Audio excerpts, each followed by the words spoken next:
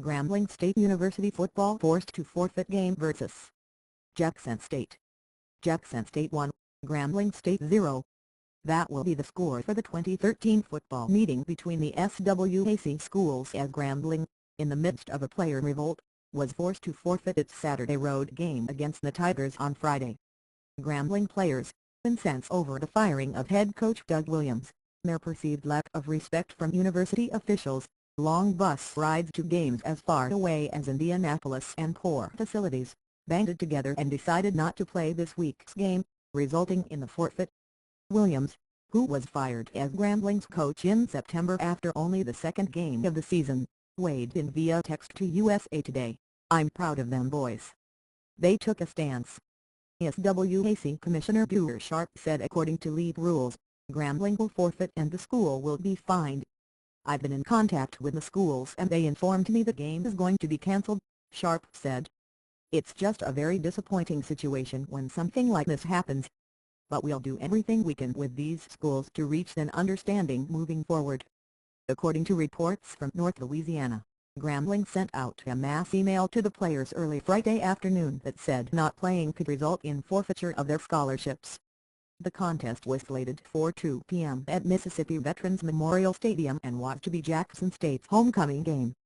Jackson State announced the forfeit Friday night and that the Tigers, leaders of the SWAC East Division, will hold an intra-squad scrimmage instead. "All homecoming activities will take place as scheduled," the university announced. "This is an unfortunate situation for JSU fans, but it is beyond our control," Jackson State President Carolyn W. Meyer said in a statement.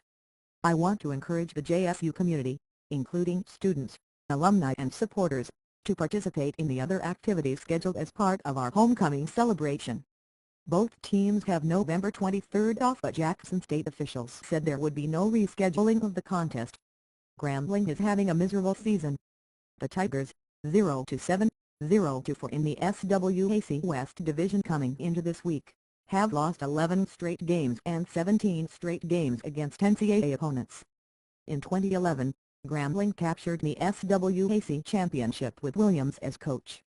Grambling players stayed true to their word that they would not play Saturday's game.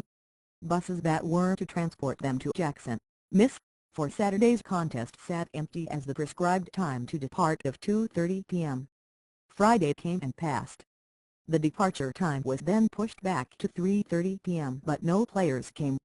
Then about 4 p.m., the buses left the Grambling campus.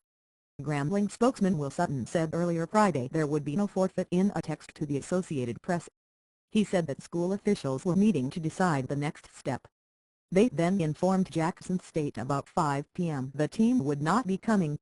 The forfeit comes in the wake of a chaotic, unprecedented week in which the interim coach, George Ragsdale, was replaced by defensive coordinator Dennis "Dirt" Winston to placate players. Grambling players boycotted practices Wednesday and Thursday and said Thursday they would not play Saturday's game. Grambling President Frank Hogg and other university officials met with the players Tuesday. The meeting turned sour, however, with the players walking out, unsatisfied with Hogg's presentation. They then decided to boycott practice Wednesday and Thursday.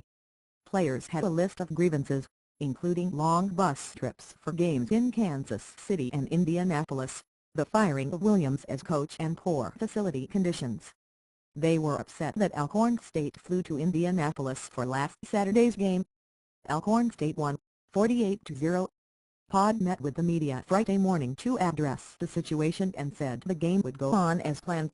"How do you feel about the boycott by Grambling's players?"